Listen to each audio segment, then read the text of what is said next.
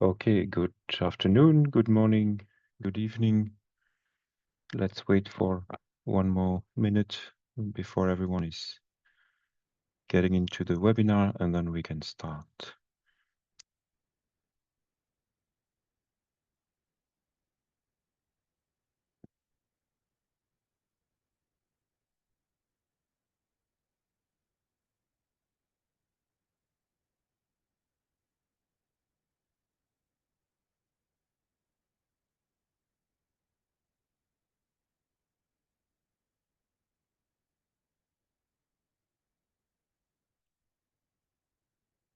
Okay, welcome everyone.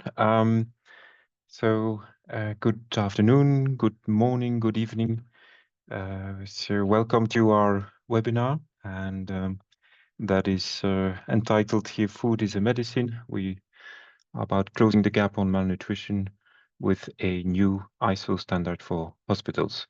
So we are very pleased to have participants here today, varying from different communities, such as ISO, but also the nutritionists specializing in clinical nutrition, also manufacturers and potentially other people interested in the topic about malnutrition. Thank you in advance to take the time with us. My name is Jean-Christophe Kramer. I'm the Secretary General of ISTI, and it is the pleasure to host you today. So today I'm also accompanied with my communication manager, Hugh Longton, who's helping us here to ensure that the webinar goes and is run smoothly from a technical point of view. So with some housekeeping first, if you have any questions during the first part of the meeting, please use the Q&A icon on the bottom of your screen and type your question down. We will take your questions in the second part when we open the Q&A session. In case of technical issues, feel free to use the chat, and I'm sure Hugh will be able to help you and also respond you privately. So finally, if this session is also recorded and will be made available for all of you participants, we will share a link after the webinar. So before we really start, I just want to recap who we are. What is ISDI? We are the International Special Dietary Foods Industries. So we are an international federation, and we wish, and our ambition is to be the leading global expert federation association representing the breadth of the special dietary food sector. So it's about maternal, infant, and young child nutrition and foods. It's also about foods for special medical purposes, foods related to dietetic nutrition, gluten-free foods, and also sport foods. Our members are like-minded federations at national level, particularly across the world. You can see some of them here on the world map on the right-hand side. We are also particularly active in Codex Alimentarius, and also we are, as is a member, a liaison A member of ISO. We'll come to that, of course, a bit later. So let's go for the topic of the day. I'm accompanied with three speakers. First, we will listen to Adela Magar. She is from the European Nutrition and for Health Alliance. We will then, she will talk about, the approach of let's say, the patient's perspective. And Adela is a senior policy advisor at ENHA. And then we will listen to Roseanne Nasser from the University of Saskatchewan in Canada, who will get more into the work of what the Canadian Malnutrition Task Force has done over the last couple of years in Canada to address the topic of malnutrition in hospitals. And finally, we'll have our ISDI Vice President, Xavier Lavigne, who will talk more about what we aim and what is going on at the ISO level. So, and we are particularly organizing, very excited to organizing this webinar during the Aspen Malnutrition Week. And it's, our intent is to raise awareness of the draft standard that is being discussed now, and hopefully to also listen to some of your questions and clarify that. With this, I'm off talking, and I'm happy to give the floor to Adela.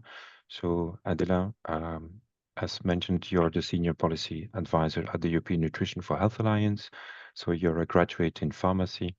You have 2 PhDs, one in medical science in the pharmacy field and another one in chemistry. So I will give you the floor and feel free to take over. As of now, I will stop sharing the screen for a moment. Adela, please. Well, hello everyone, and thank you to ISDI for the kind invitation to contribute to this very important discussion. I must say it is a real pleasure to be with you today and to bring in the patient perspective, speaking on behalf of the European Nutrition for Health Alliance, ENA. For those of you that don't know the European Nutrition for Health Alliance, ENA is a multi-stakeholder platform that for a bit over a decade has worked to make nutritional care a fundamental part of the healthcare systems across Europe. And ENA brings together professional societies, associations, but also patient groups in public health and healthcare with the aim mainly to translate nutritional care science into policy. And while patients have always been part of the ENA's platform and activities, the association has now established a patient and nutrition impact group that is a permanent working group that gives patients a voice in shaping nutritional policy and practice. And today I will speak on behalf of this group. So the Patient and Nutrition Impact Group at ENA is aimed at ensuring that actually the patient experience directly informs how the nutrition policies are designed and implemented, both nationally but also at the EU level. And our work in this sense is grounded in evidence, but is always driven by the patient's lived experiences. So we want to ensure that no patient anywhere in Europe should suffer avoidable complication or loss of function or reduced quality of life because of undiagnosed or untreated malnutrition. And as patients, when we approach different stakeholders and policymakers in particular, to talk about nutrition, first of all, we have to explain that we don't mean lifestyle advice or anything related to, I don't know, calorie counts, but what we actually mean is the difference between recovering and relapsing sometimes, the difference between independence and frailty, and sometimes the difference between life and death. And why I'm saying this? Because studies have shown that 1 in 4 hospitalized patients are malnourished, unfortunately. And if we talk about cancer patients in particularly, 10 to 20% of the cancer deaths are attributed to malnutrition. So against this whole backdrop that I just described, today's discussion, I think, is very timely to talk about the ISO standard for malnutrition prevention, detection, and also treatment, because from the patient perspective, the existence of a global standard means something, I would say, very simple, but also profoundly important. Namely, that wherever you are, whether, I don't know, I'm in Brussels, but also in other corners of the world, you can expect the same level of attention to your nutritional needs. And right now, this is not the case, because unfortunately, across Europe, malnutrition remains underdiagnosed in up to about 70% of patients. And this leads, of course, to an economic cost that is staggering, estimated at the moment at over 170 billion euros per year. And no, it's not just about the money, it's also about the human cost that is even higher, because patients can experience delayed recovery, can experience prolonged hospital stays, and also can experience diminished quality of life. So therefore, we do need a unified and internationally recognized ISO standard that can help change that, and that will provide a common language and a common framework for how the healthcare systems identify, assess, and manage the nutritional risk. So a standard as such will ensure that healthcare teams know both when and how to intervene, and that the patient's nutritional care pathway from hospital to home, from admission to discharge, is consistent and is accountable. And for patients, that type of consistency equals with their safety and dignity. And I think it's key to point out these aspects. Having a standard in place, it means also no longer depending on luck or on where you live to receive proper nutritional care. And it will send for sure a powerful message that nutrition is a recognized and is a measurable element of healthcare equality. Because I must say that from a patient's standpoint, malnutrition is rarely a topic they bring up first, because most people are focused on their primary diagnosis, whether they suffer from cancer or cardiac disease or COPD. Patients tend to assume that nutrition will be taken care of, but often it isn't. Both patients and health professionals tend to believe that whenever we fell sick, this comes with a weight loss.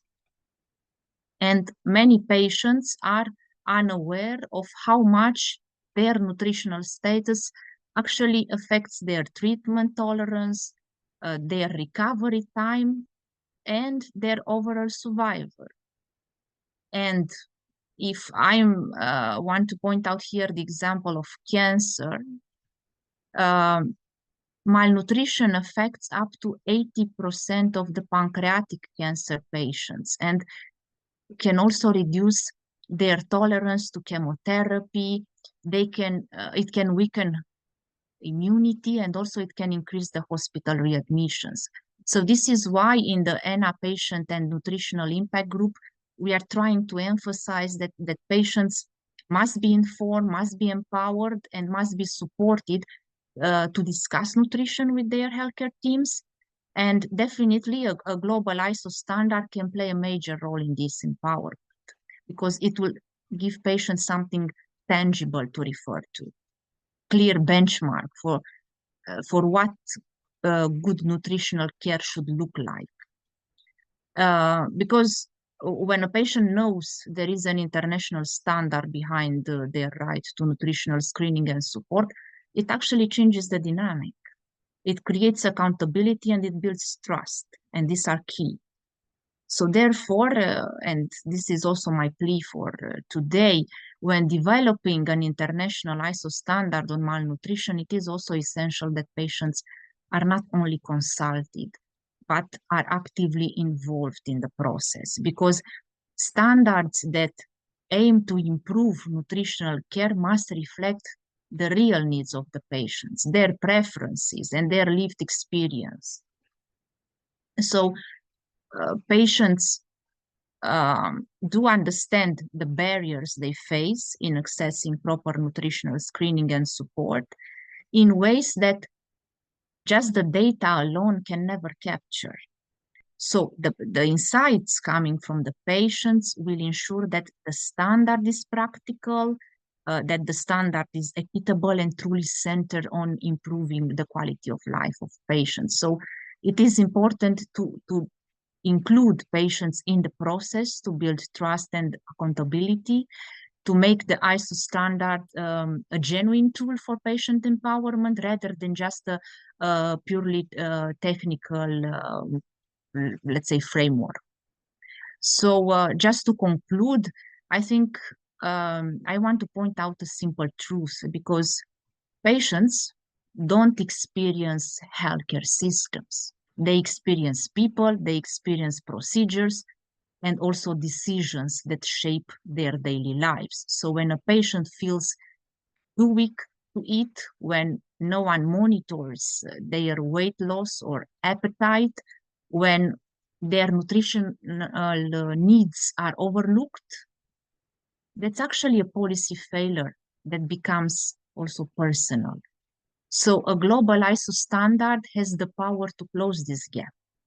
It can actually turn good intentions into enforceable practice, a practice that is co-created with patients, and ensuring that their voices and their lived experiences shape how nutritional care is delivered worldwide. Because nutrition is not just medicine. At the end of the day, it's also about care, it's also about prevention, and it is dignity. And well, there is a lot to say about this, but I will pause here, and I would like to thank you for your attention and happy to answer your questions. Thank you, Adela. Thank you for your inspirational talk and providing also the patient's perspective. I think we will, if you know, attendees have questions, we invite them to use the Q&A, and we will address them at the second part. My suggestion is that we follow first with our next presentation, and I think that, and the concerns you have raised or the questions you have raised also to be participating in the standard, but I trust this will be addressed fairly enough. Let's go to the next our next speaker, Rosanne Nasser. So I introduced Rosanne as a researcher dietitian at the University of Saskatchewan in Canada. She's also the co-chair of the Canadian malnutrition platform, and I'm doing two things at once, trying to get the slides from Rosanne here, and we can get there. So Rosanne, the floor is yours, and so to express the point of view of what you have done and your experience in Canada on malnutrition in hospitals. The Okay, floor is yours. thank you. Thanks, Jean-Christophe, Dr. Adela Mahar, and Hugh and Xavier. As Jean-Christophe said, I'm the co-chair of the Canadian Malnutrition Task Force, which is a standing committee of the Canadian Nutrition Society, and I'm presenting on our team's behalf. So next slide, please. So I've been asked to present on the Canadian Malnutrition Standard, as it is the base document that has been used in the application to the International Standard Organization. My daughter asked me, do you use a parabola, like a quadratic equation in real life? And I said, yes, I'm doing a presentation tomorrow and I'm going to use the parabola journey from the 21st century to the 20th century and back to the 21st century, with the focal point being the Canadian Malnutrition Standard, which has been an age-old condition, disease for the ages. Next slide, please. I'd like to start off by talking about what undernutrition and malnutrition are. And they come in many different forms, and they're, of course, multifactorial. And when we think about malnutrition, we, of course, think about undernutrition. And for the purposes of this presentation, I want you to think of them as both, because what we are seeing nowadays in hospital is a combination of disease-related malnutrition, which is influenced by inflammation and without inflammation, but also without disease. And without disease, it's being affected by poverty, food security, social determinants of health. There's also climate change, conflict, also the use of alcohol and drugs, dental issues, and mobility. So together, when we think about malnutrition, I want you to think about disease-related malnutrition, but also the undernutrition component, because there is a bit of overlap, especially when we see patients in hospital. Next slide, please. When we think about malnutrition, I want to use a quote by Dr. Schewitz, who really said this very well in their article in The Lancet that was published in 2022, and that malnutrition indiscriminately affects individuals at all stages of life, from infants and children to adolescents and older adults. So essentially, malnutrition can affect anyone at any time of any size.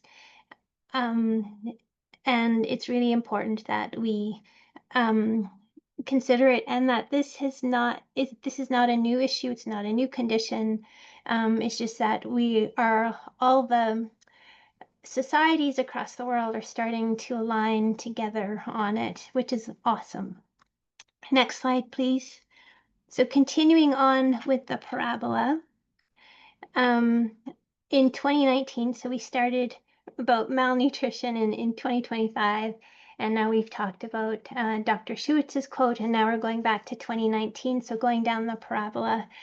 The Lancet dedicated a whole issue to the double burden of malnutrition. It highlighted the coexistence of overnutrition, so being overweight and having obesity alongside with undernutrition, stunting and wasting, and that is happening at all levels of population.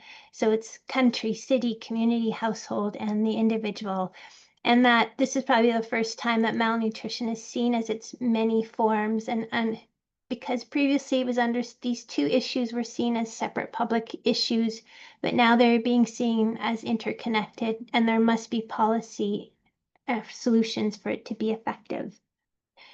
So continuing down the parabola, we're back to the Canadian Malnutrition Task Force. The Canadian Malnutrition Task Force started in the 20th century in 2010, and it was created as part of a standing committee of the Canadian Nutrition Society. Is made up of physicians, dietitians, decision makers, researchers, and over the last 15 years or so, CMTF members have been conducting research to prevent, detect, and treat malnutrition. They've also been advancing it through research, advocacy, and education, and also by promoting the malnutrition standard, which you're about to hear about. Before we go and talk about the Canadian Malnutrition Standard, I want you to know that the initial work of prevalence of malnutrition in Canada was initially conducted by Dr. Heather Keller, Dr. Joanna Lard, Dr. Leah Gramlich, Dr. Kush Dichaboy, Dr. Don Dirksen, Dr. Claude Roy, Manon Laporte, Paul Bernier, Hélène Payette, and Bridget Davidson, and I like to call them the Fabulous 10. They did this preliminary work looking at 18 hospitals, and what they ended up finding is that up to 1 in 2 adult patients admitted onto medicine or surgical wards was malnourished. And at that time, when they got those results, Dr. Dichaboy, who is now retired, said to Dr. Keller, so now that we have an issue, we have a problem, we can't stop now. So as scientists, they decided to build and test a model. So we have to do something about it. So they built an algorithm called the Integrated Nutrition Care Pathway for Acute Care. They initially tested it in 5 hospitals, and then it went on to 10 hospitals, and now it's increasing. We have another program called Advancing Malnutrition, and they're advancing it in other hospitals across the country and developing mentors and highlighting key steps of the Canadian Malnutrition Standard. And when you look at this slide, you'll see that they started the journey in 2010, and then the Integrated Nutrition Care Pathway was implemented in 5 hospitals in 2015 to 2017, then 10 hospitals in 2018 and 2019. And then the Advancing Malnutrition Care occurred in 2022 to 2025.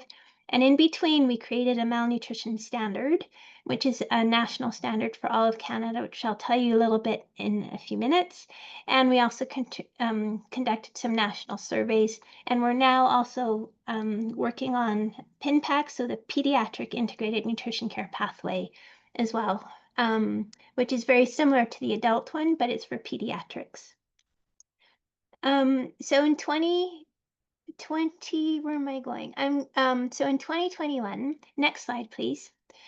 The Canadian Malnutrition Task Force and the Health Standard Organization, we published the first Canadian malnutrition standard for all hospitals in Canada.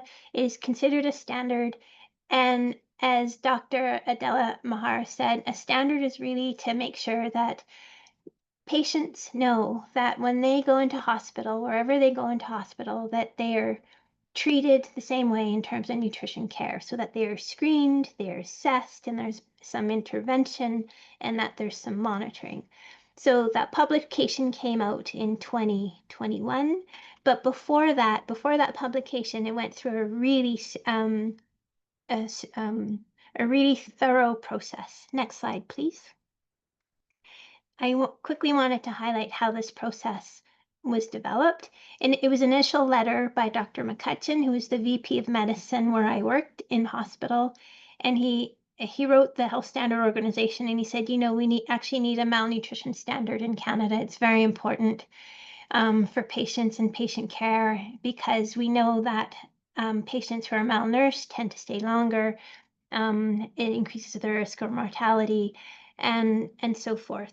So the HSO has a very standard process of how standards are developed.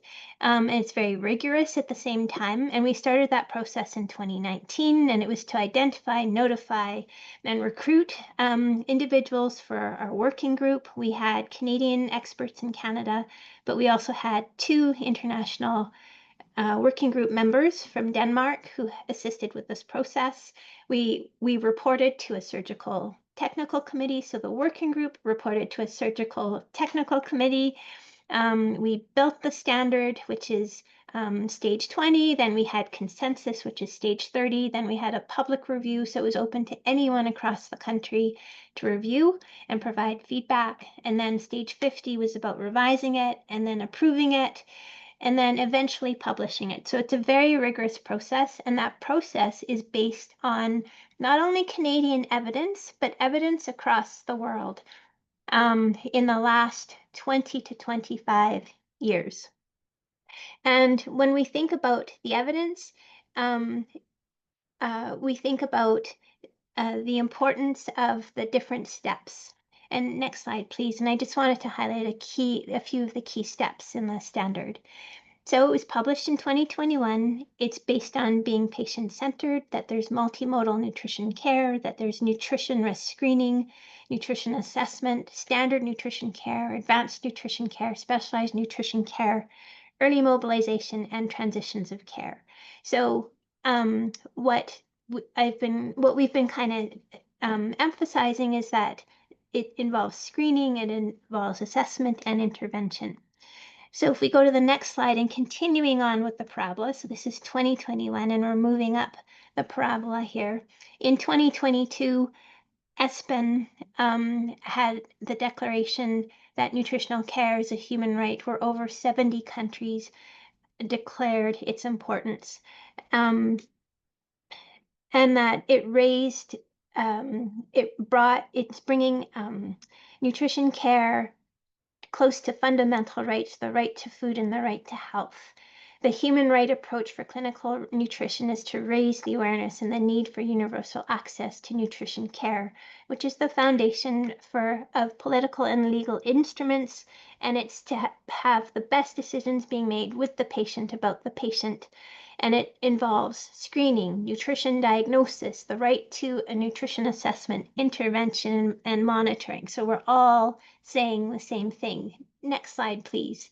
And then in 2024, the World Health Organization also brought attention to disease-related malnutrition in hospitals And again, emphasizing screening, diagnosis, intervention, monitoring, and evaluation. So the really important principles that have not changed over the many years. We're just getting more traction and more voice. It's always existed, but we're all starting to say the same thing over and over again, which is awesome. And then next slide, please. Dr. Ford and Dr. Gramlich in 2024, continuing on with the parabola, they conducted a review of the literature, scoping review, and they looked at disease-related malnutrition, and it was part of registering a commitment with the United Nations to address malnutrition as part of the Decade of Action. And essentially what they found was that there's not a lot of policy related to malnutrition, disease-related malnutrition. But what they did find, again, was that those same principles of screen, assess, intervene, and monitor is the key messaging that they found in a lot of the literature. And then here we are at Aspen. Next slide, please. Highlighting disease-related malnutrition, looking at the lack of intake and utilization of nutrients for any disease, any disease state in hospital, and how it increases the risk of infection, wound healing, and it increases our treatment needs and increases length of stay. So if there's something that I want you to take away from this today, is that the Canadian Malnutrition Standard was the basis for the application for the international standard, and it contains a lot of the principles that we have been talking about in the 20th century, but also the 21st century. And at the end of the day, it's about, it will help all countries to have a standard to make sure that patients have nutritional care as a human right. So in closing, I just want to finish with Dr. Schuett's quote again, that malnutrition indiscriminately affects individuals at all stages of life, at any time, and any size. And it's important that we move forward with this international standard for all countries. Thank you. Thank you, Roseanne. Thank you for by using a good parabola, how you are able to explain the different stages of mindset and progress, how you have developed the standard in Canada. And with that, I think now it's time to continue with our third speaker, Xavier Lavigne. He's also the ISO convener. We'll explain you more about the ISO standard and the process. So what we aim to do here now at ISO level. Xavier, as I mentioned, is also the vice president of ISDI, and therefore we are supporting and sponsoring the development of the standard. I hope you can see my slides back. I'll have to go in a moment. Here we are. Put it on full screen mode, and Xavier, you have the floor. Thank you very much, Jean-Christophe, and thanks to Adela and Roseanne, because I think it was very fantastic actually to have the patients' views and perspectives, and also the experience that Roseanne had and has in Canada with establishing this malnutrition standard at Canadian level. The objective from my side for the topics to cover, if you want to go to the next slide, in this presentation, it's really around the objectives of the ISO standard, why is these involved, and also to provide a bit of processes and timeline in relation to where we are standing with ISO. So regarding the objectives of the ISO standard, what we can say is that the general objective, as flagged by Roseanne, is the elevation of the Canadian standard to a global level that will ensure worldwide consistency and quality through ISO.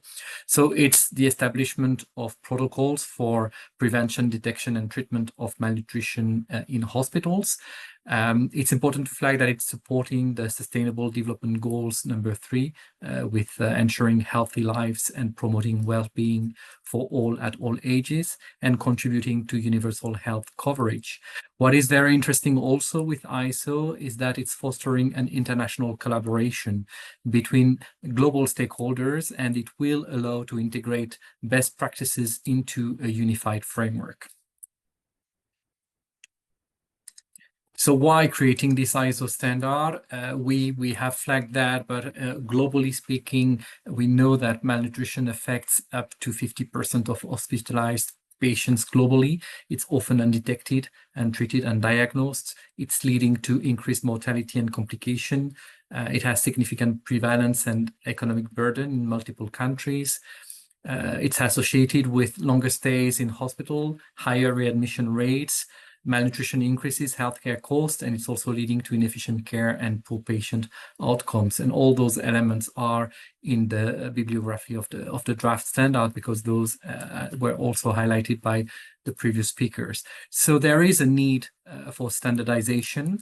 It will be a very it would have very beneficial elements. If you can go to the next slide. Because currently the practices are inefficient, and standardized protocol can improve care quality. We know that several countries have developed varied and often partial approaches. So you have nutrition care pathways, hospital quality indicators, quality improvement initiatives, etc. The benefit or the positive elements from the Canadian approach is probably to be a bit more holistic. And so it has the merit that it would create and establish an international reference. The expected benefits are for everyone, academia, patients, consumers, governments, industry, workers in the field, NGOs, and the standardization body that apply those standards. So this is a very positive move. Regarding what we cover in the standard, in a nutshell, I think this was highlighted by Roseanne, but we are taking, as I said, the Canadian standard as a basis. This is the basis of the discussion that we have just started. So everything will be obviously reviewed on that basis, but the standard so far integrates comprehensive care components, nutrition intervention protocols, guidelines, and evaluation measures. It has an integrated nutrition pathway, so it's a flow chart, and we have kept in the draft this flow chart because we thought it was helping to understand things in a simple, simplified manner. It's covering also the screening and assessment tools with validated tools. It's about documentation and monitoring throughout the hospital. It's about education and training of the healthcare professionals and the teams that are involved. And it's also about patients and family engagement, which is key. We know, for example, that in many hospitals or in many situations, families play a key role in providing food and nutrition to the patient. So ensuring that we have the right connection is a fantastic step forward. It's also standardization at core. So it's important to flag that once hospitals put in place those processes, they are asked to review them on a periodic basis to assess the gaps, to see what works, doesn't work, in order to improve those protocols. So it's a really a virtuous cycle type of engagement. From our side as ESD, if you are wondering why we are engaging on this, if you can move to the next slides.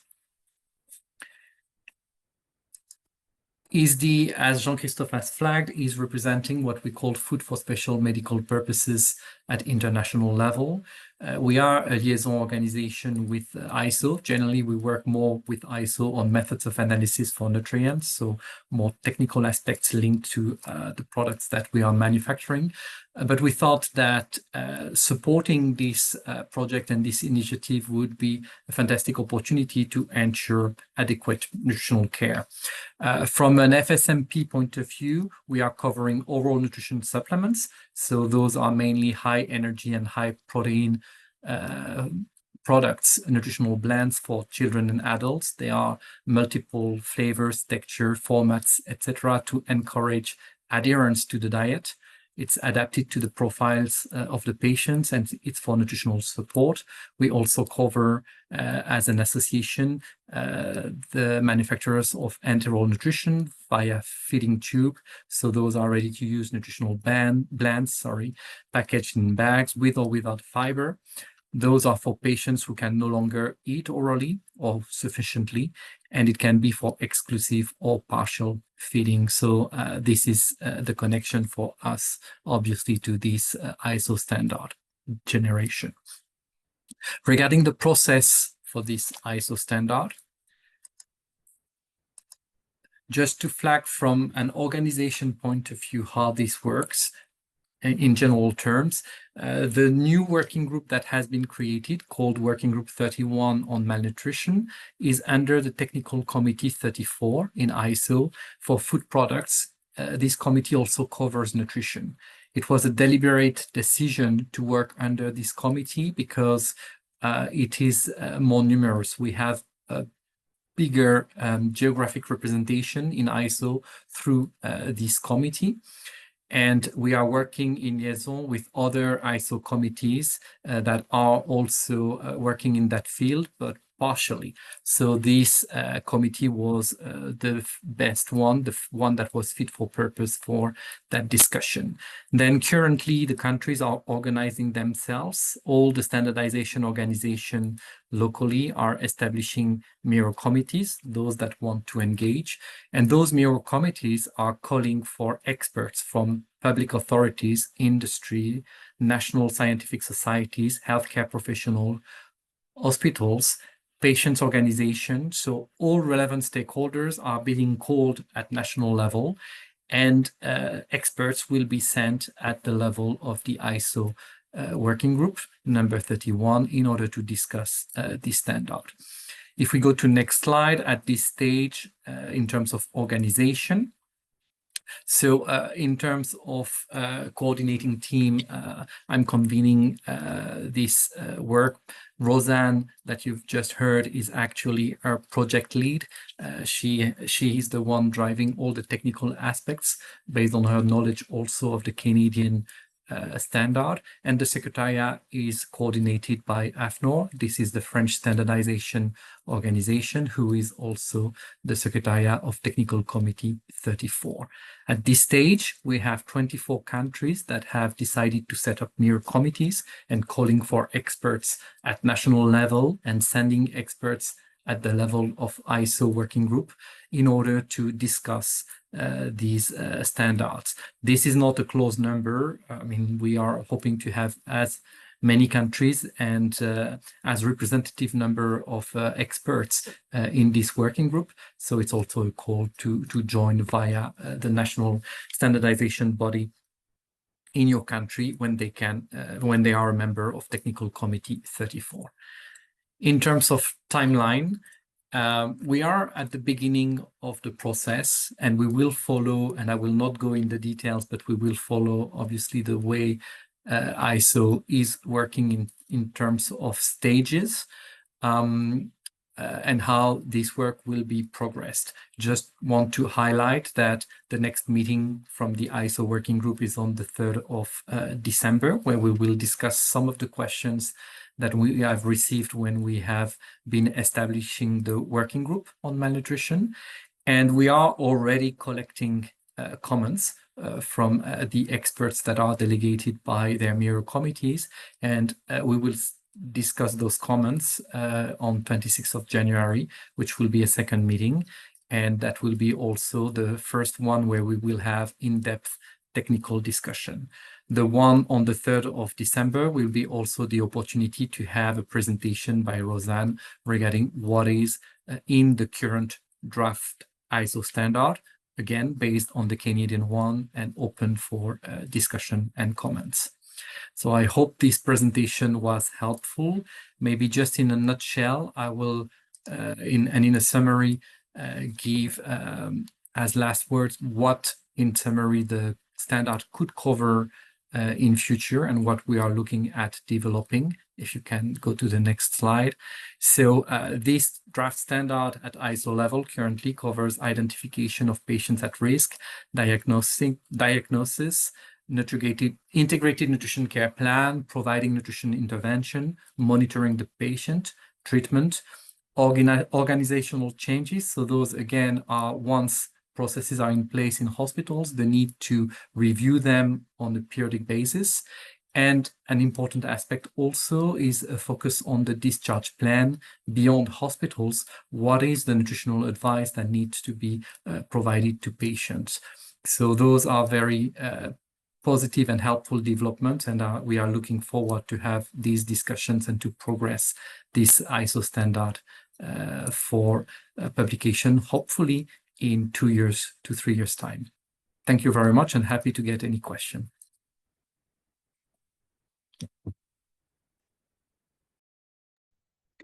Thank you, Xavier. With that, we have finished our. Oops, yeah.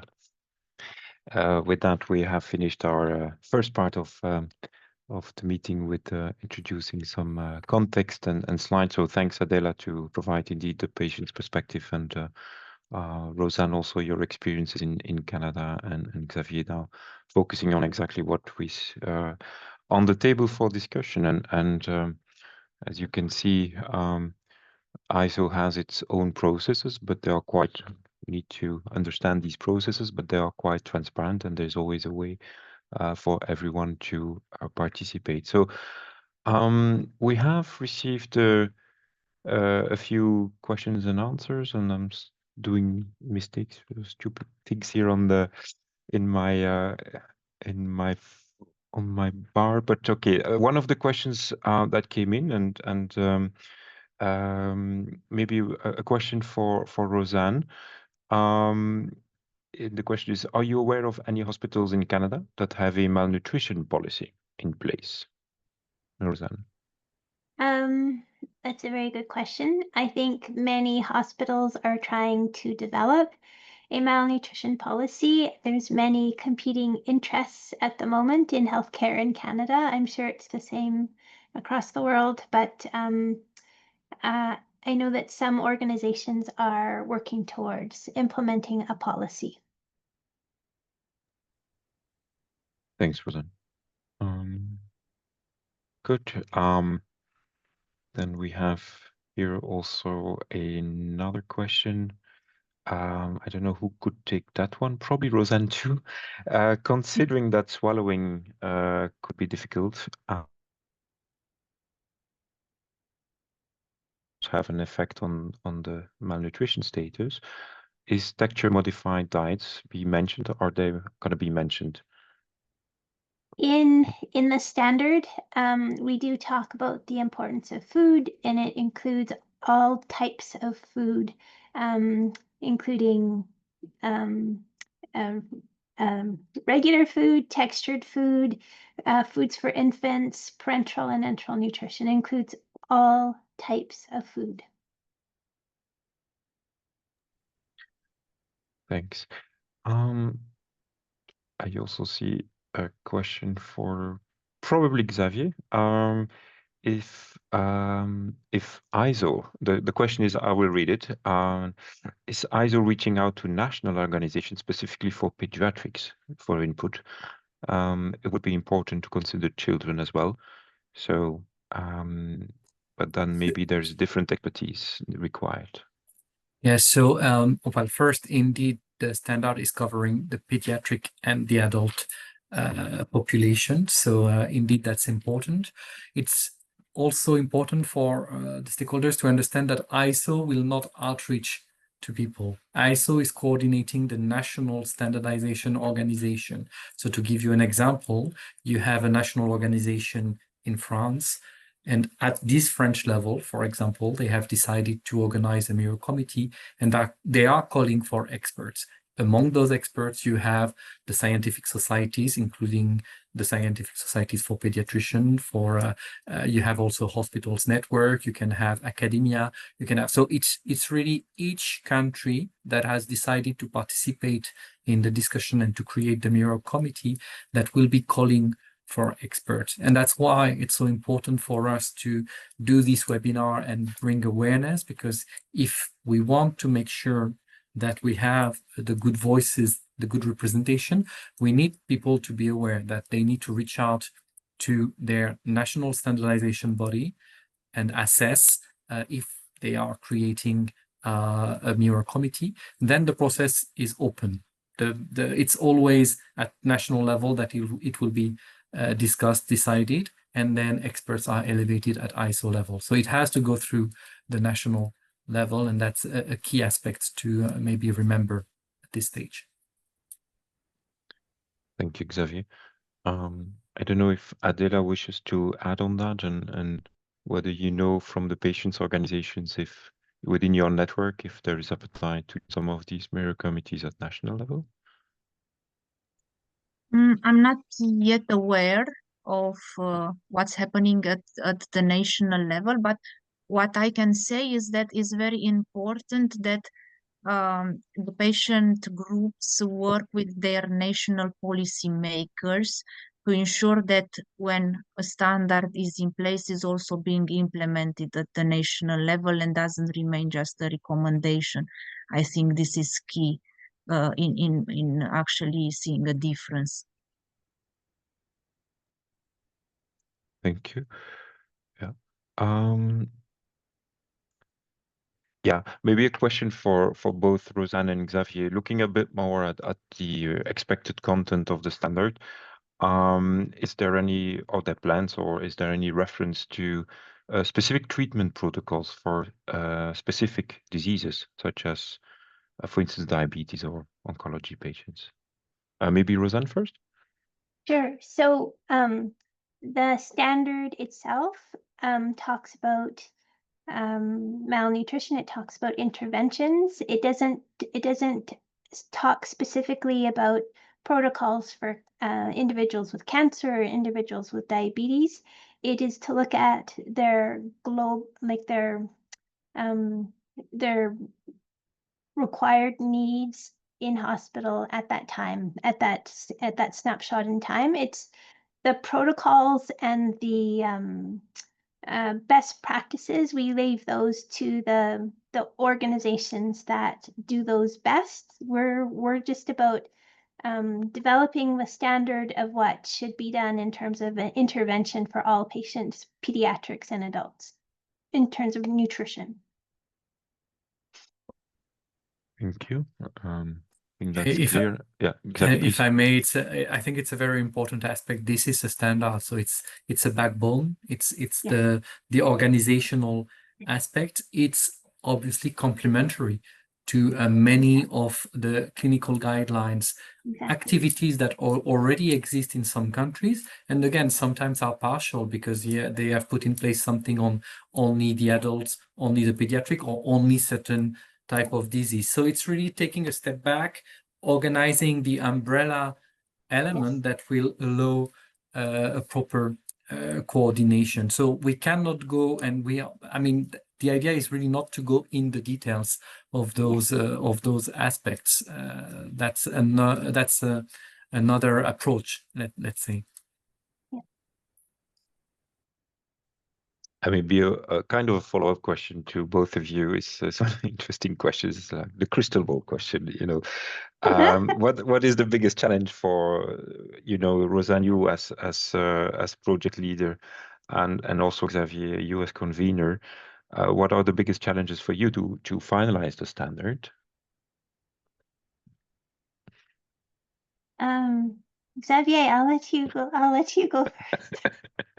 Sure. So for me, I think as we said, it's about establishing an international reference. So I think that one of the first thing will be making sure that everybody speak the same language. So the definitions will be key, because then it's facilitating a lot of the organizational elements, and we cannot go in the nitty-gritty elements because this will be an international standard, but still we need that to be fit for purpose of all situations around the world. And to give you, and we know that, to give you an example, and as a French person, we do not have the same word in French. We do not use the term malnutrition. We use the term dénutrition, which is specific with a specific definition. So already, you can see that, and I know that undernutrition is now, use, define, etc. So having this first step probably will be key in order to make sure that we are all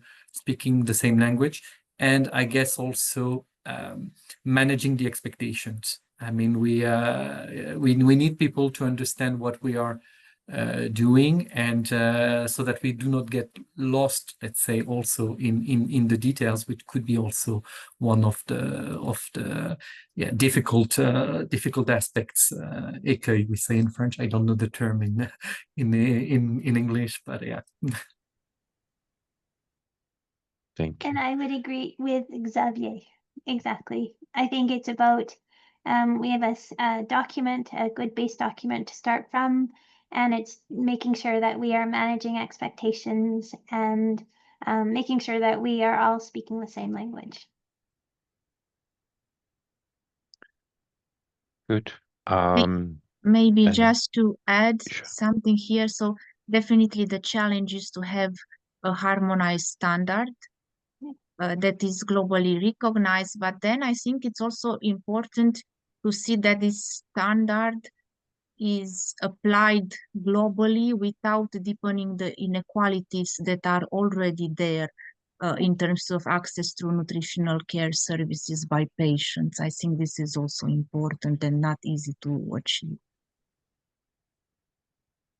It's a fair point, Adela. I think that was one of the questions that came in. How imagine in 2-3 years' time we have the standard. So what's then the next step concretely? Because otherwise it's like a nice standard. But how is it applied? And I think in that remark, maybe Roseanne, what is your experience in Canada? Is there an accreditation for, or how does it work to, let's say, concretize and apply and understand that particularly? Yeah, right now in Canada, there's no accreditation, but our hope is that seeing that it is an international nutrition standard, and not only for Canada, but for other countries, that malnutrition becomes part of accreditation standards for hospitals across the world.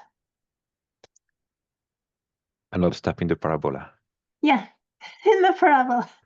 Good. Yeah. All right.